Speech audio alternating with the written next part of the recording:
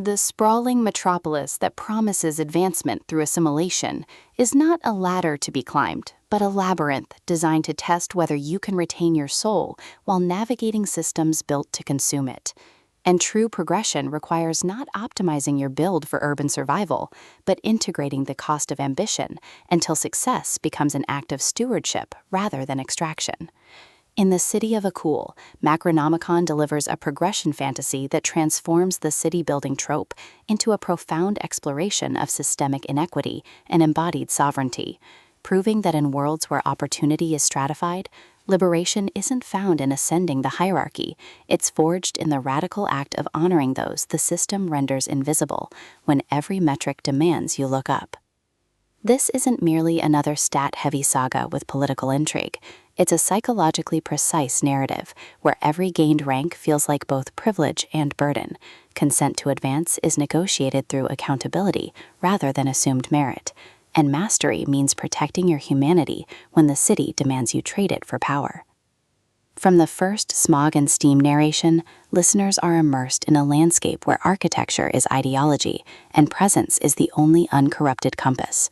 Perfect for fans of emotionally complex progression fantasy and stories where male vulnerability defies genre expectations, this audiobook serves up atmospheric density, relentless emotional honesty, and a protagonist whose journey from ambitious outsider to sovereign insider resonates with anyone who's ever mistaken mobility for meaning.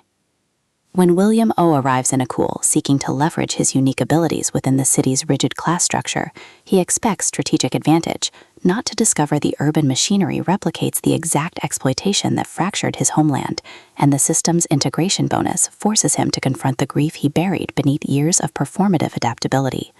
But as William navigates guild politics and buried alliances, he realizes this ascent isn't about domination, it's about recalibration.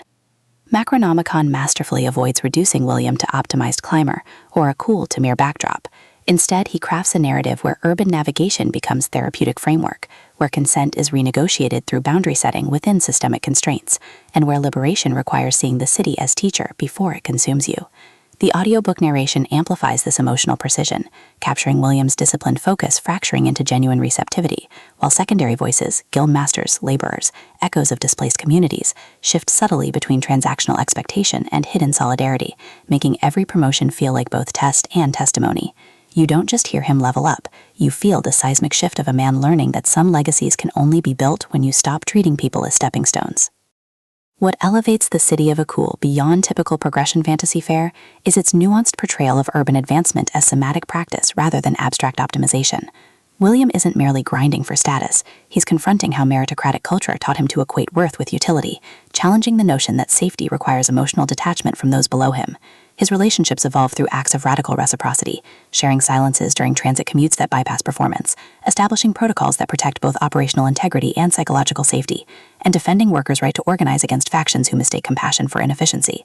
Supporting characters add vital texture, fellow climbers whose strategies encode unprocessed trauma, elders whose wisdom carries intergenerational weight, even the city itself, rendered as living archive whose cobblestones absorb centuries of unspoken bargains. Every interaction reinforces the novel's core truth.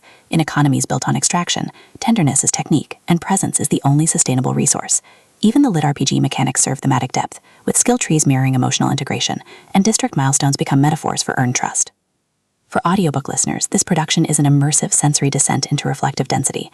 The narrator imbibes William's evolution with remarkable range, from clipped professionalism to trembling openness during breakthroughs, while supporting characters are distinguished through focal textures that honor class and region without caricature. Sound design enhances atmosphere without overwhelming immersion, distant factory whistles marking temporal rhythm, rain against tenement windows during vulnerable confessions, the hushed clatter of streetcars syncing with breath during moments of clarity, all anchor mythic stakes in tangible reality. Pacing mirrors the cadence of urban recovery, deliberate during reflection and foundational bonding, then surging with urgency as external pressures collide with internal awakenings. Whether you're commuting through metropolitan chaos or sitting in twilight solitude, the audiobook creates a portable sanctuary where slowness feels sacred and embodiment feels a lifeline. It's storytelling as somatic validation, transforming passive listening into active participation in a journey where ascension isn't about rising above limits, but about rooting deeper within them. Ultimately, the City of Akul redefines progression fantasy by centering male emotional labor within systemic frameworks. It satisfies general cravings for satisfying advancement and high-stakes tension, while delivering substantive commentary on urban inequality, identity formation, and the radical act of trusting your whole self when systems demand fragmentation. Prior series knowledge enriches context, but this volume stands confidently as a complete emotional odyssey for returning readers. If you've ever wondered whether strength can coexist with softness, or if true mastery requires embracing what others fear, this audiobook will affirm that sometimes the most powerful act is simply choosing to stay grounded. Press play, step onto the pavement, and prepare to believe that even in landscapes shaped by ambition, hearts still find ways to belong. Your next favorite progression fantasy isn't waiting in flawless builds, it's waiting in the brave, trembling choice to specialize in being human.